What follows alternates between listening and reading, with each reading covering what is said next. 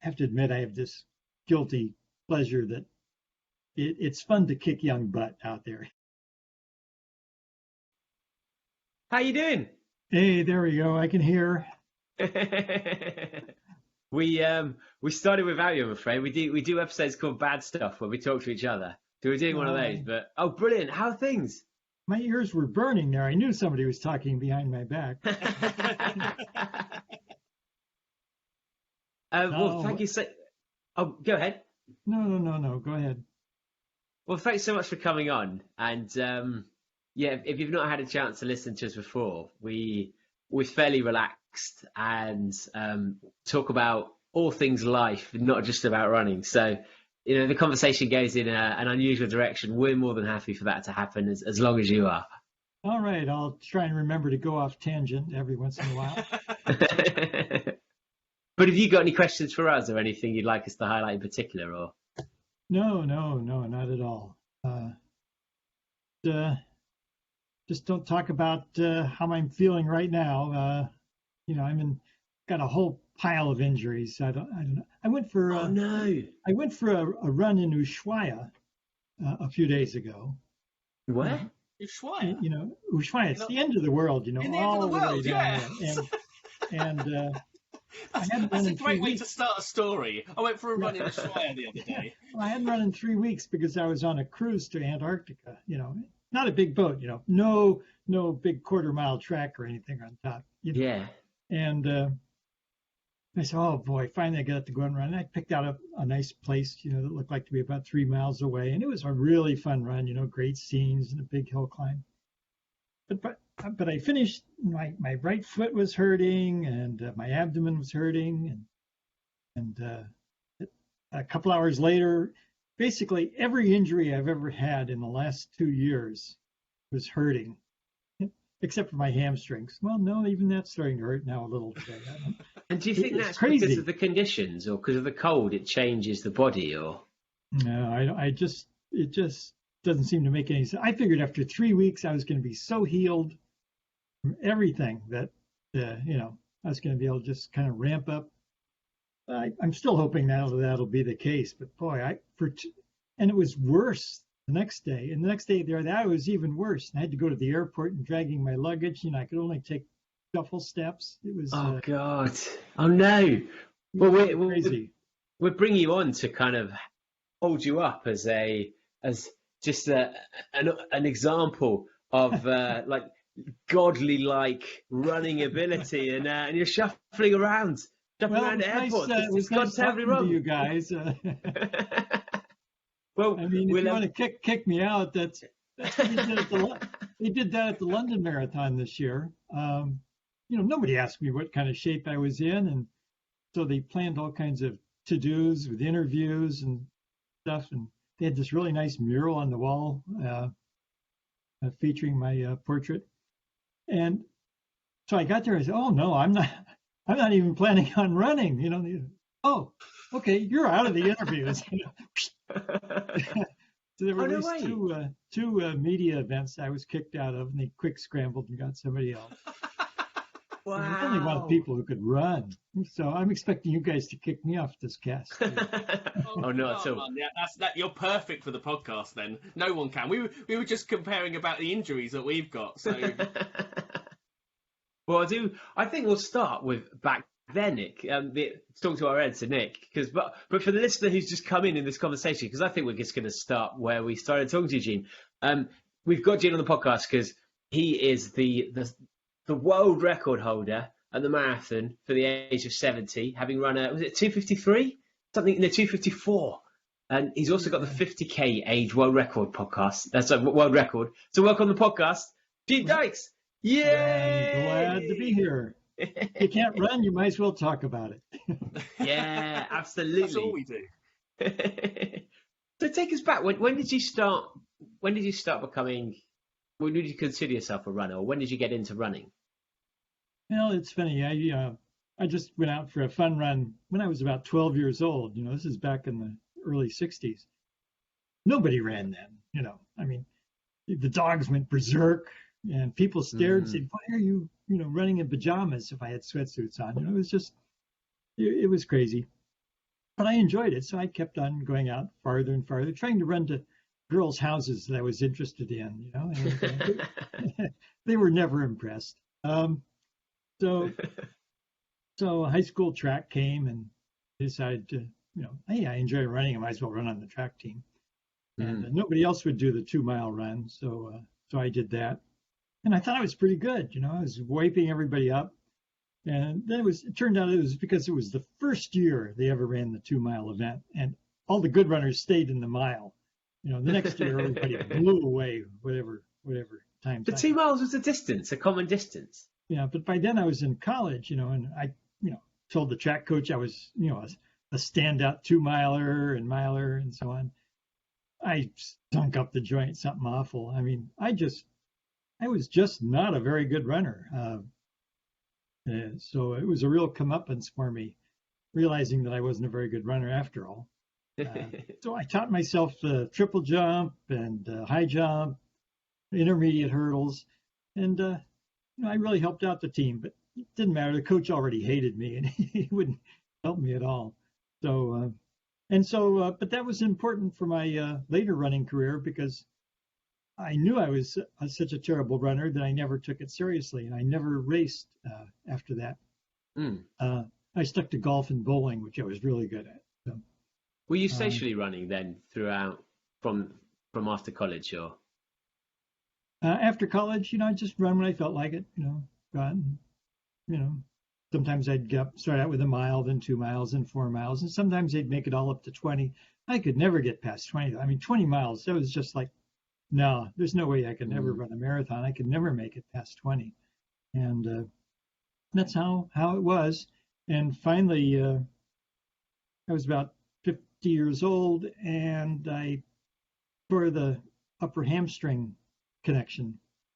That put me out for 6 years. Every year I'd go out and try and run. Couldn't, it hurt. So year 2, 3, 4, 5.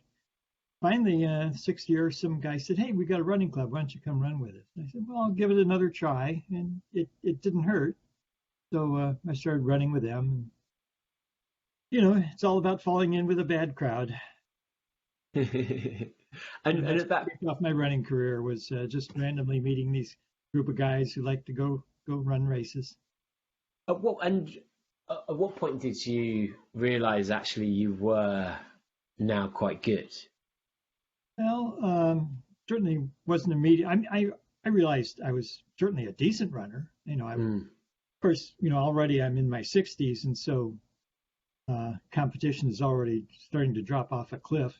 But so I'd finish second or third or fourth in small races, and there are always these guys who said, "Man, these guys are really good." I couldn't touch them, and they were my age. So the years go by, 3, 4, 5 years. And it turns out I'm getting a little bit better each year. And these guys I idolize, they're getting a little bit worse each year. And then one year, the crossover happened. And all of a sudden I look around and I'm the best runner around. And it was just, it's like, how did that happen? And then it was that I started setting bigger goals. Would have been, I guess about when I was 67. I looked around and looked at my marathon times and said, I think I could get better. And do you think it wasn't until I hired a coach that I really, had an inkling that I was, really good, because I was, finishing second or third in big marathons in my age group, and I'd like to try and win a big city marathon somewhere, but I came up short at Philadelphia, Minneapolis, Toronto. Just wasn't good enough. And at Toronto, my time got worse. So that's when I hired a coach, and all of a sudden, my career just totally took off. And before then, what kind of mileage were you and what type of training were you typically doing? Oh, lots of long, slow miles. I'd go out there and, every once in a while I'd do some 800s on the track, but mostly I'd just go out and for a big marathon, I'd run 50 miles and then 60 miles in a week and then 70 and then 80 and then 90. And then I'd taper like I fell off a cliff. that got me down to about 3:20. Oh, wow. So still quite some way away. But that was clearly about as fast as I was ever going to go. I ran one really fast marathon in 3:16. It was downhill, but didn't look like I was ever going to approach that again before I hired my coach. And in just 5 months, I went from that 3:29 at Toronto to 3:09 at Boston. So what were the big introductions then and big changes? Oh, for one thing, see, I thought I was being old guy. You can't go out there and run with sore muscles. That's definitely an invitation to injury, So I'd run, be sore for a day or two, and then run again.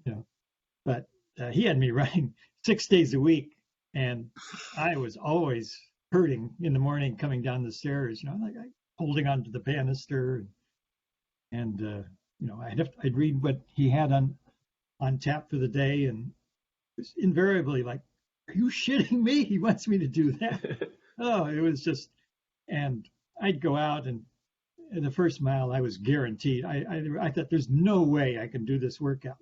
But a workout, a coach not only knows better than you what you're capable of, but if you have any pride at all, you're not going to want to let your coach down. And I always swore I was going to complete the workout because he expected me to.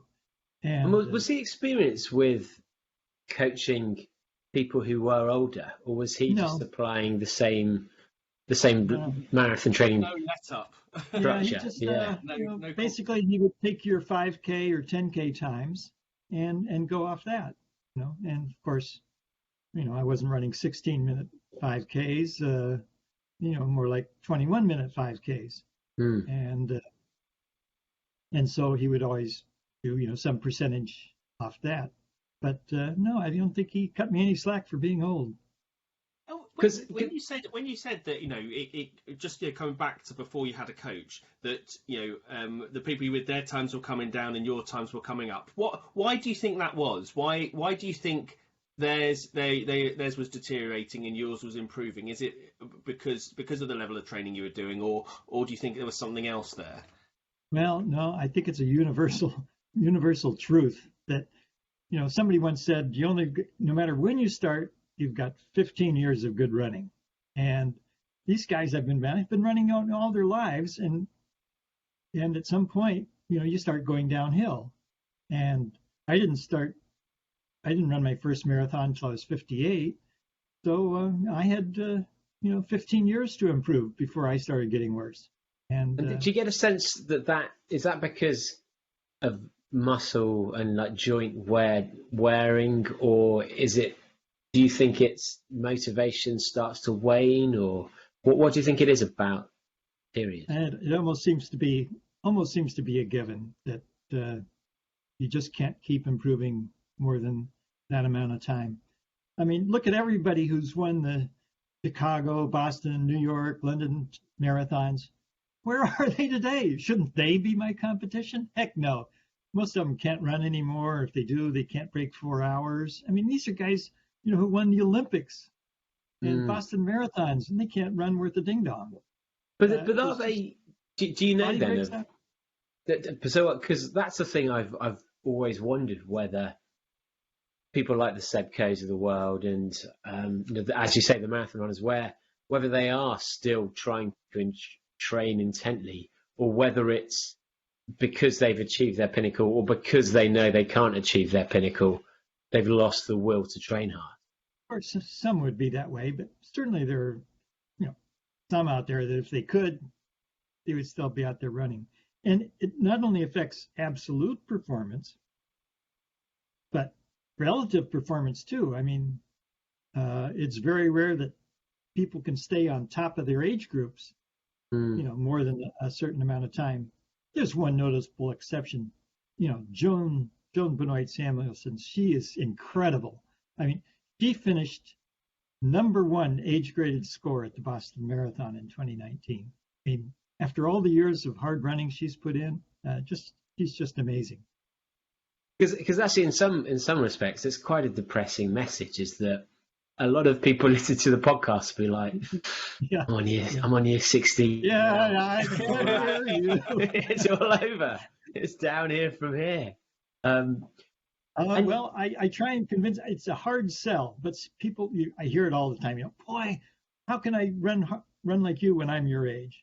And unfortunately, the message is, you better stop running hard now. I mean, pick when you want to peak and start running 12 to 15 years before then.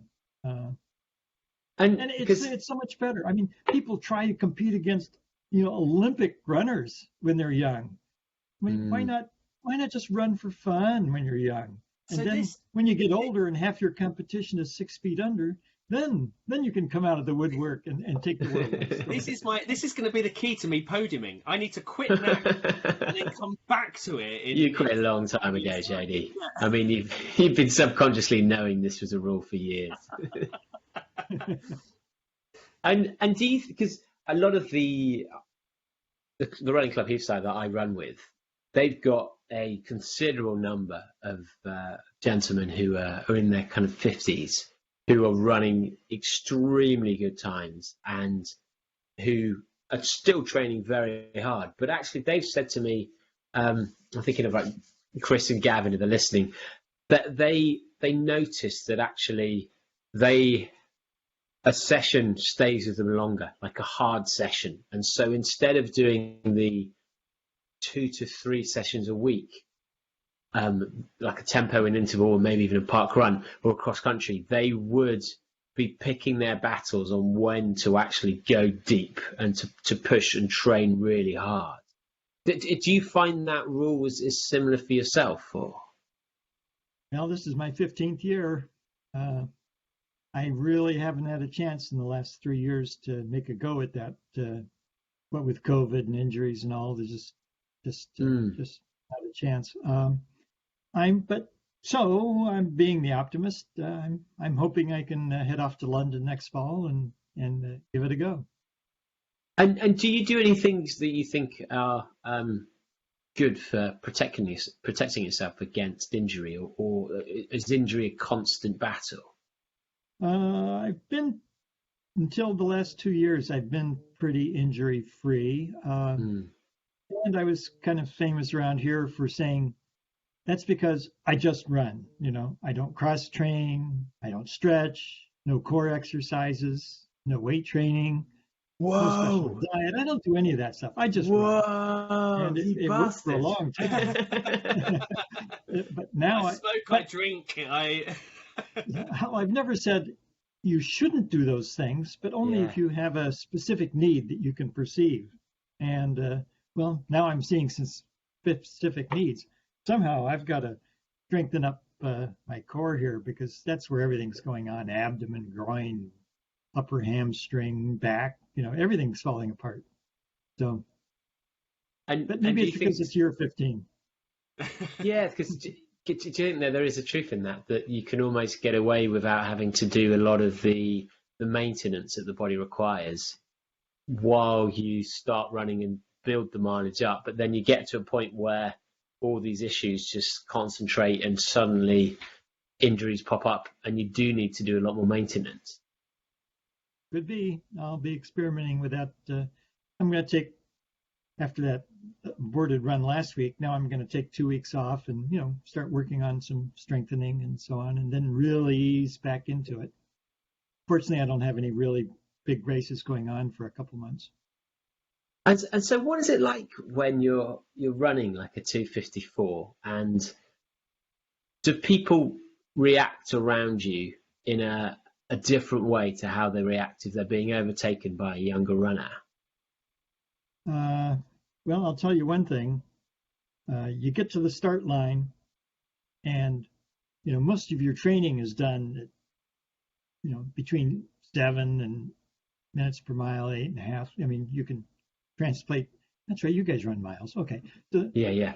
Then I get to the start of the marathon where I broke the record. I said, I have to run the next 26 miles in 6:39. And it's like, I don't even train that fast. How is this going to happen? It's really scary.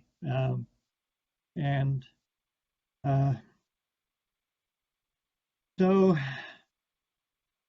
Yeah, and of course, I have this. I have to admit, I have this guilty pleasure that it's fun to kick young butt out there. So it's always a pleasure to know that when I'm running up there with where the other guys in my age group are maybe hours behind me, that people are saying, "Oh man, I want to run like him when I'm old." And so, yeah, I like to be an example out there. I know when I've run previously in fancy, and this was before fancy dress has become more commonplace, but when I ran as a superwoman once, so I'd always have almost like a shoal of runners behind me who were running on my shoulder because they didn't want to lose to someone dressed as Wonder Woman or Supergirl, whoever I may have been.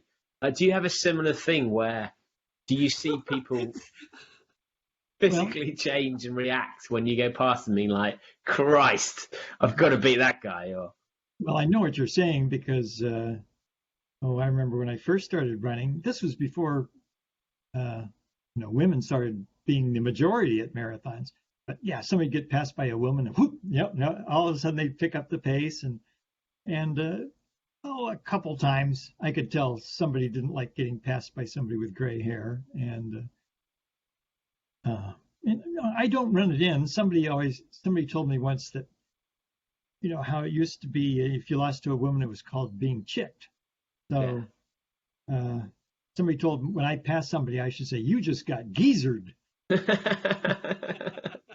But, well, that's what Laz calls himself, the geezers. Laz from the Barkley Marathons. And how is there, because we're used to having podiums for the marathons and seeing that, like how respected is the over 70 age category or the over 60? Does every marathon have decent prizes? Do they hold ceremonies for them as well? Talk us about the appeal on that side. Well, it's all over the map. I've had to compete against 60 plus or even 50 plus in a race or two, but it's a matter of economics. If it's a small race, you're going to see 60 plus and maybe only one prize for over 70. I mean, frequently I'm the only runner over 70, so it hardly makes sense for them to. But it's funny. The smaller, the more local the race, the more likely they are to. And really big races that don't have age groups. The biggest ultra marathon in the world is Comrades. Yeah. Big 55 miler in South Africa. Yeah. 60 plus is their last age group. 12,000 runners, and 60 plus is the best they can do. I mean, bit of a disgrace, I think. And as far as prizes, basically, unless you're an open runner, you're never going to win any money running. Good thing I don't do it for that. And it is kind of annoying. I was once in a race where, the open guy won like $20,000. I won the age 70. I got a mug. It didn't even have a logo on it. There are those kinds of discrepancies. The World Age Group Championships. I thought, maybe finally they're going to give out some money. Nope. World Championships. This is Abbott, World Marathon Majors. You think they give out hundreds of thousands of dollars to the Open. Yeah. Nada to the age group winners. And do you know globally your competition when it comes to being the very fastest? Are there a few enough people at your level that you could name them, or are there always people cropping up unexpectedly? Yeah, every year goes by, somebody ages up. Two people just turned 70 recently and broke 3 hours. They became the third and fourth people to do so. One won the age group at the London Marathon last year, and another guy somewhere else in Europe also beat the time. So they're coming on strong. when Ed Whitlock set his records 30 years ago, everybody thought, oh, he was a freak. It'll never get done again. And my fervent hope, and it seems to be true now, is that when an ordinary guy like me can go out and beat that record, then all over the world, people are going to say, well, if he can do it, I can do it. And all of a sudden, now there are people doing it.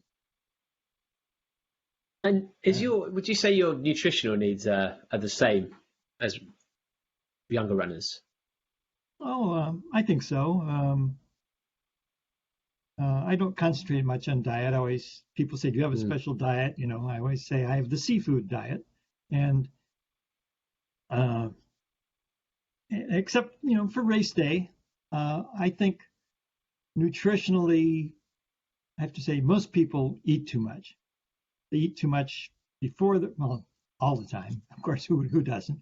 But before a race, I see people saying, what should I have for breakfast? Ham and eggs or something. That's crazy talk. I have a light dinner and that's it for food on the day before a race. Now, of course, when you get to a marathon, you need a little help to get past that glycogen run out. But you don't want anything that's hard to digest, and that's why I've been just thrilled with Martin. I've gone from being able to have 150 calories during a marathon, and I would always kind of bonk toward the end. Now I can consume 1,000 calories during a marathon, and that, gets me through that last 6 miles when my glycogen is gone. It's wonderful. Well, it extends the time before your glycogen runs out. Wonderful stuff. So, Kipchoge uses it. All the big marathon use it. So, are you sponsored by Morton? It's the same as everybody else's.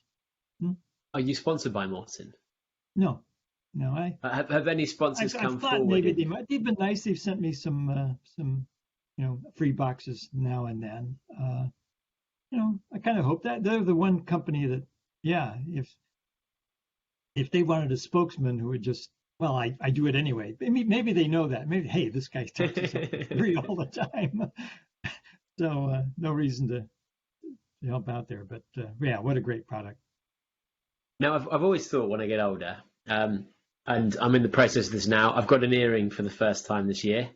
I've thought, should I have kids? I'll get any tattoos they get because I've got less to worry about the regrets of tattoos.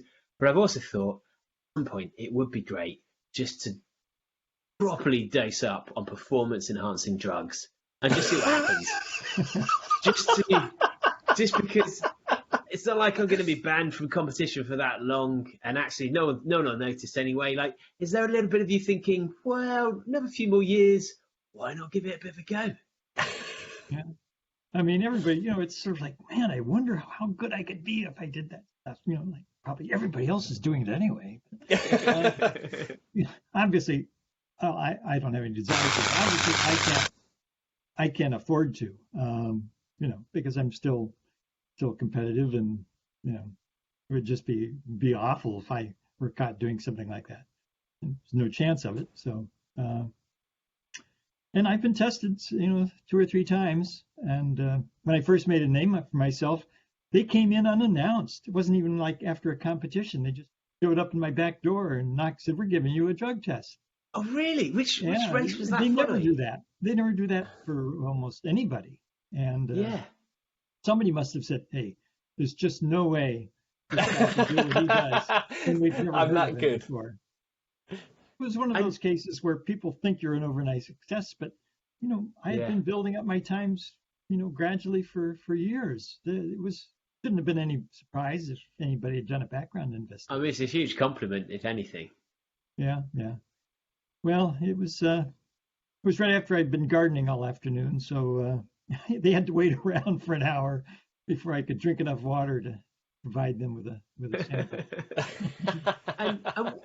And do you qualify for things like championship places automatically now? Are your time, what kind of times are the over 70s brackets for New York and London and for all the other big marathons? Well, I haven't had much trouble qualifying, for Boston and New York. even from my very first, in fact, my first road race was a half marathon, and I qualified for the New York City Marathon. So, and at New York, I qualified for Boston. So, I can still, if you're a reasonably good runner, you can get into the all the races through qualifying. And will you make a point, say you do a big one where there's more likely to be competition, will you actually look around and try and figure out who might be in your category? Oh, I always would look through. Unfortunately, a lot of races don't publicize who the entrants are, so I kind of go in, or they don't organize it well. I mean, suppose you're in the New York Marathon, you got 500 people in your age group, well, how are you going to look up every one of them? They don't tell you what their qualifying time was or anything like that. And have you had a moment of someone overtaking you who you thought could be a similar age range, but it just turned out they had a really hard life, and so you got to the end and actually you were still first in your category? Well, I guess only twice have I passed or been passed by a similar age grouper, because most of the time you don't know. At my first Boston, after I'd gotten my coach, I knew I was, like I didn't have a back bib because I guess I was the 11th fastest qualifier. Yeah. And I started out, and about mile 5, some Japanese guy goes by me with an M65 on it. And I never did see the guy that had started in front of me. So I knew I had finished third. And in fact, that's how it came out. Next year, I looked in, and I was the leading qualifier. And so I just had to be, I was, I guess, second. And with 4 miles to go, I saw that back bib ahead of me. And that was one of the happiest moments of my life, because I knew he started 2 minutes ahead of me. I thought, geez, all I have to do is, hang on to this guy, and I'm the Boston winner. And but he was slowing down, so I passed him. And did he notice you go by? Did you give him a look, or? Apparently he saw me go by, and he said he repassed me, and then I passed him again. But I didn't see that first pass, so it wasn't like game on, buddy. Although, looking back, some people said, what was the most meaningful race of your career?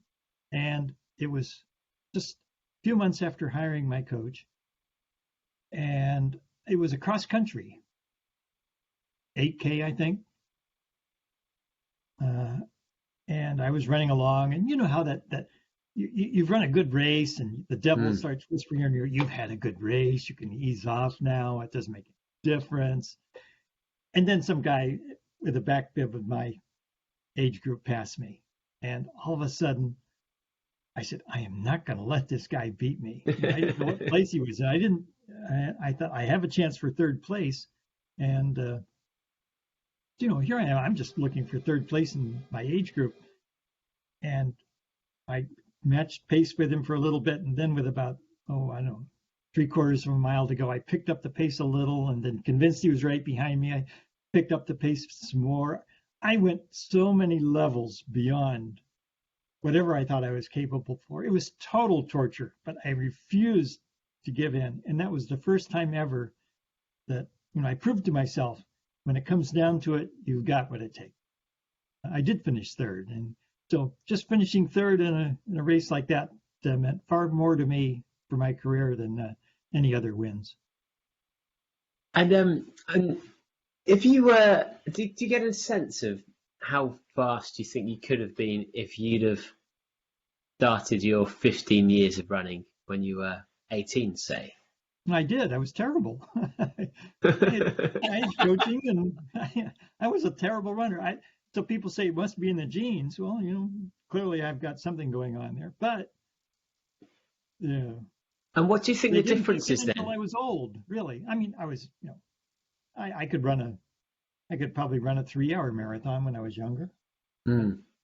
That's far cry from running 2:05, which is some of the age equivalent things I'm doing now. I mean, it's just, it's weird. Nobody can explain it, how I can be so good now when I was so terrible younger. What's going to happen though is someday there's going to guy come along who would have been Olympic caliber runner if he had discovered running, but he didn't until he was in his 50s. And that person with Olympic caliber, starting when I did, he's just going to, make mincemeat of the record book. Although it does make you wonder whether, if you haven't led a certain lifestyle, whether your muscle imbalances and various other things would actually potentially become obstacles to becoming good. If they worked at a desk for too long and all these things of tightening the hamstrings, or it's very hard to undo a life of a certain activity. And if that's a bad activity, And what advice would you give then for what do you feel has made the big difference, other than starting late, to you in your training and managing to week after week do such large mileage?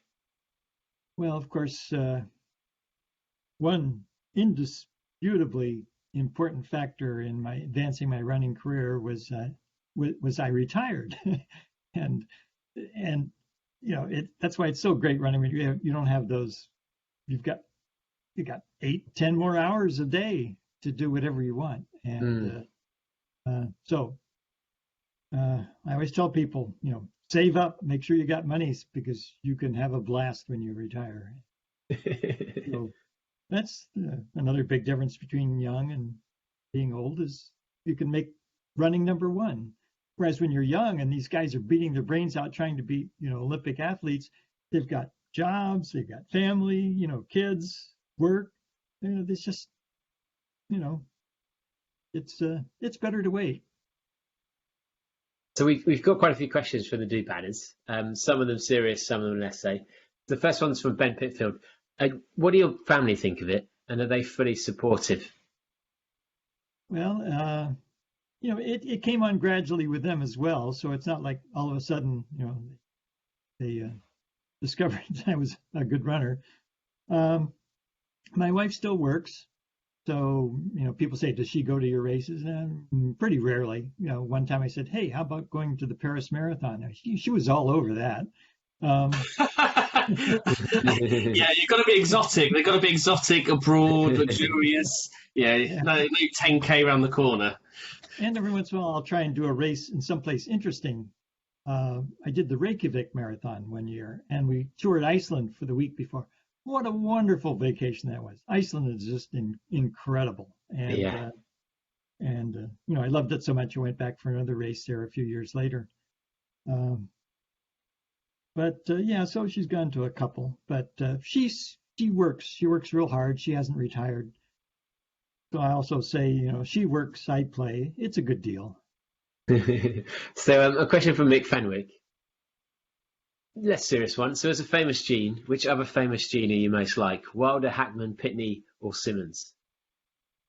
I'm sorry? Which as a famous gene yourself, which other famous gene are you most like? Gene Wilder, Gene Hackman, Gene Pitney, or Gene Simmons?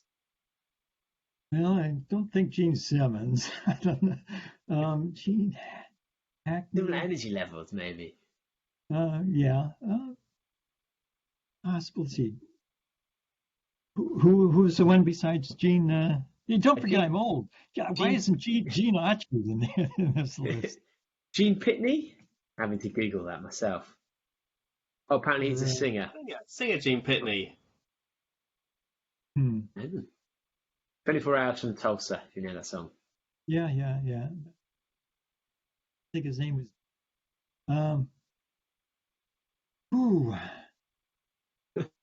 We can move on.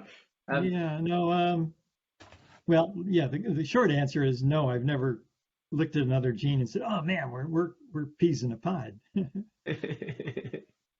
So then, a question from Dan Moody: do you have any age-related issues during your runs that you don't think younger people would necessarily have to deal with? Let's see. I'm worried that I'm starting to get into an age-related issue. In all my record-setting runs, I've been able to run the entire race without a pit stop. And getting to be, I don't know, I don't think I can run 26 miles. It really depends on how hot it is. If it's cold, yeah, there's no way now I'm ever gonna cold, just kind of get your kidneys working. And amazingly enough, that's why I almost don't mind marathons being on the warm side, because I get my nutrition from Maurten. That's a lot of liquid. And if it's cold and I'm drinking all this stuff, that's it. But if it's warm, I can sweat out that liquid without needing to go through my kidneys. So anyway, so that's a concern. And if you were on the edge of a record, would you still stop, or would you think, well, I just deal with the consequences of not stopping? Well, I haven't had to make that choice yet. I've had to go in several important races. I once set the course record at the Boston Marathon for my age group, and I had to stop 4 times. That was the year where it was 37 degrees and raining and cold as all get out. But when you got to go, you got to go. And fortunately, toward the end of a race, you're sweating out so much water that any urge can sometimes disappear. So, I don't know. I don't know whether you would say, well, why don't you just go? I mean, who's going to notice? You're sweating like a pig anyway. And I don't know. I just, I guess bashful kidneys. There's just no way I could make myself go on the run. Maybe it can be an acquired talent. Maybe I can go out and practice.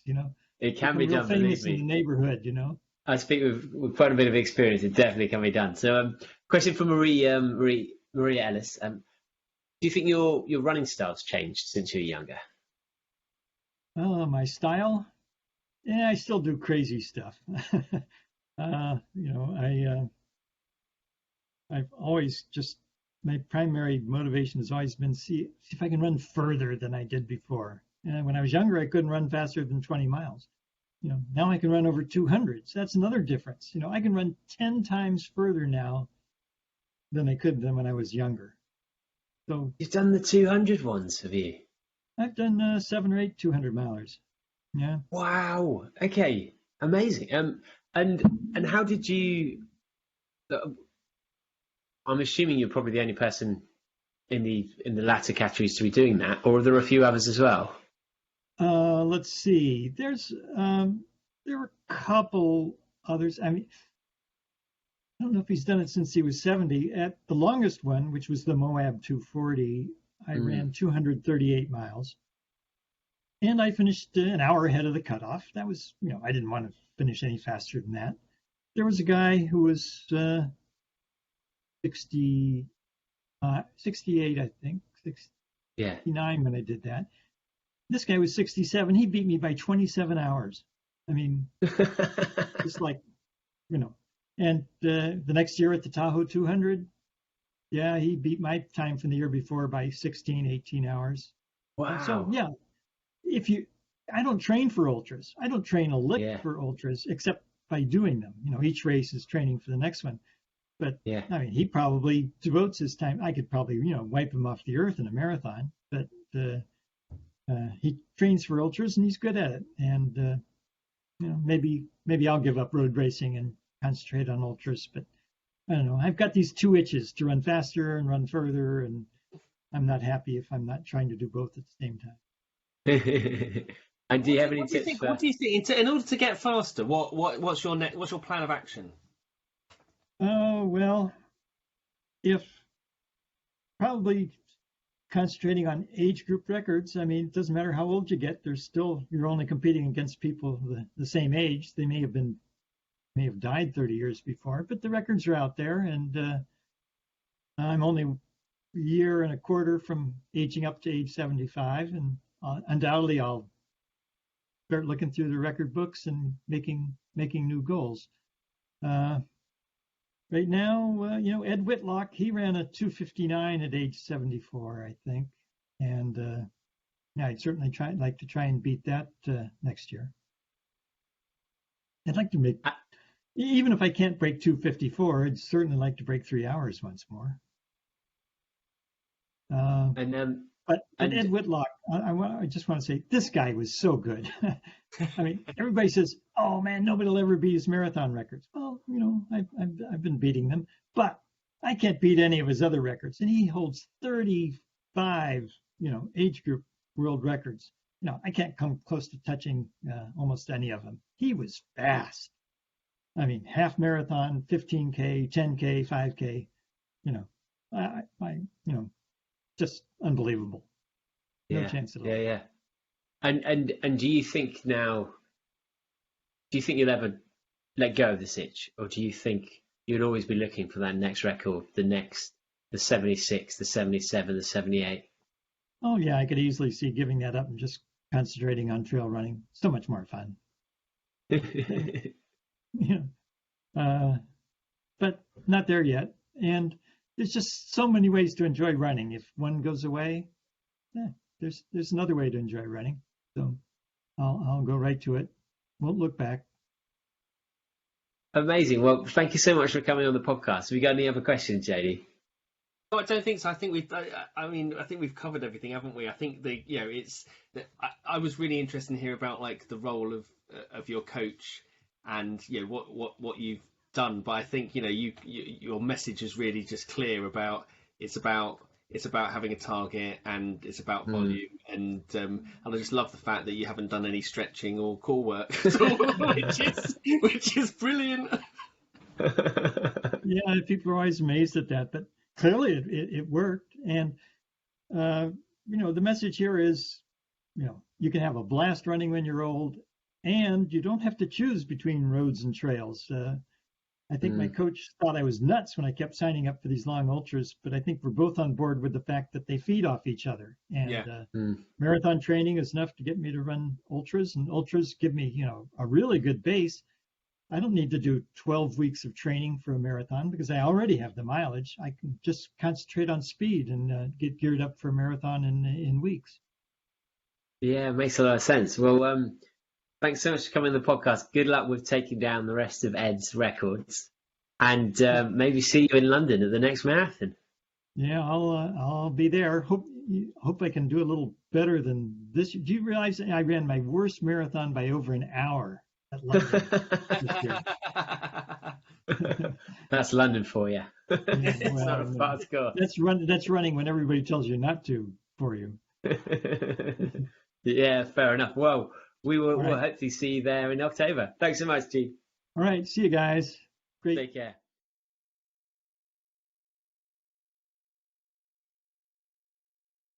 What a lovely man. Yeah, he was, wasn't he? It's interesting how many episodes we do where you get a guest on to get some. You think there's a magic pill or some real insight. Absolutely. And then G comes on and is just like, wow, just don't run until you're late, until you're older. And it's just a simple beauty to that message, isn't there? Just 15 years in you, pick your 15 years. Yeah, absolutely. And actually, it does make more sense to do it once you're retired because you've got more time and you can truly enjoy it rather than trying to cram it in when you're having kids and you're doing your career and. Yeah, the thing is, it is a bit shit, isn't it? How it's kind of viewed as a bit of a novelty, a bit, like it's almost like the fucking fun run for kids, isn't it? It's like, oh, isn't it nice that you've got older people doing it, and the fact that they're not getting prizes or they're not, it feels as though I wonder how long it's going to take before race organizers start realizing how kind of serious this is. And how seriously people take it, because it kind of does feel as though it's not taken that seriously at all. And the fact that there's no prize money, you get an unbranded mug. I mean, that is just offensive. Surprise. Yeah, you drop it, wouldn't you, and be like, "Oops, dropped it. Whoops." But interesting, like you mentioned, Ed Whitlock a lot. He's incredible, but he took up running in his mid to late 40s as well. So he's right in that I can't think of many examples of people who have managed to stay at the top level. I mean, the interview we had with Chris Finnell, he's still running really well for his age, but not compared to this guy. You know, Chris is, I think he's still going for all of his marathons at sub threes, and he's on every London marathon. But it'd be interesting to see how Chris progresses and whether he can maintain a high level. And I know he you know, when he spoke to us, he said his secret was never training too hard.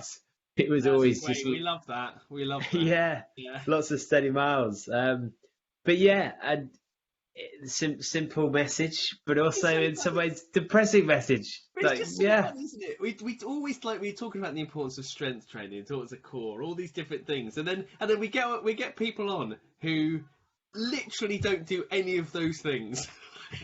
Yeah, it's just a complete. But now he is, and actually, I think that's true for a lot of people, where you can get away with it for a number of years. Yeah. Then eventually the muscles tighten up, and to think about it, isn't it? Getting away with it. Yeah. Well, we'd normally do a longer summation, but Gene came in the middle of a bad stuff, which we did after the summary of a previous episode. So we're on about 2 hours of solid record. I don't know how the hell Nick, the editor's going to unpick all of this. We haven't finished our bad stuff. So we'll try and, but do better. If there's anyone you'd like us to interview, let us know, because we'll go out and we'll get them. Gene was only on because I'd seen a post by Harvey Lewis, whose interview was out last week or next week or very soon. And so if there's a subject, a person, a topic, a race, anything like that, message me, David at Bad Boy Running, or spam me on Instagram, and we'll go out and we'll get them. You do the conversation thing, Jody? No, if you want to join the conversation, head over to the Facebook group, type in answers to 3 questions, and remember, Bob Marley is not 90s reggae, so don't you dare put that down again. And we'll add you to the Facebook group. If you want to buy merch, head over to store.badboyrunning.com, and if you want to join the club, head over to club.badboyrunning.com as well. And even if you have reviewed, please review again on Spotify on your mobile phone. So just look up Bad Boy Running, and then you press the 3 dots and you can rate us. Don't need to leave a message even. So you don't have to give any thought to it. Just press it now and give us some reviews there, because when we're going out to get guests, it's really helpful if it looks like we're a decent podcast, which the... We are a decent podcast, David. We are a decent podcast. If you're watching this on YouTube, subscribe.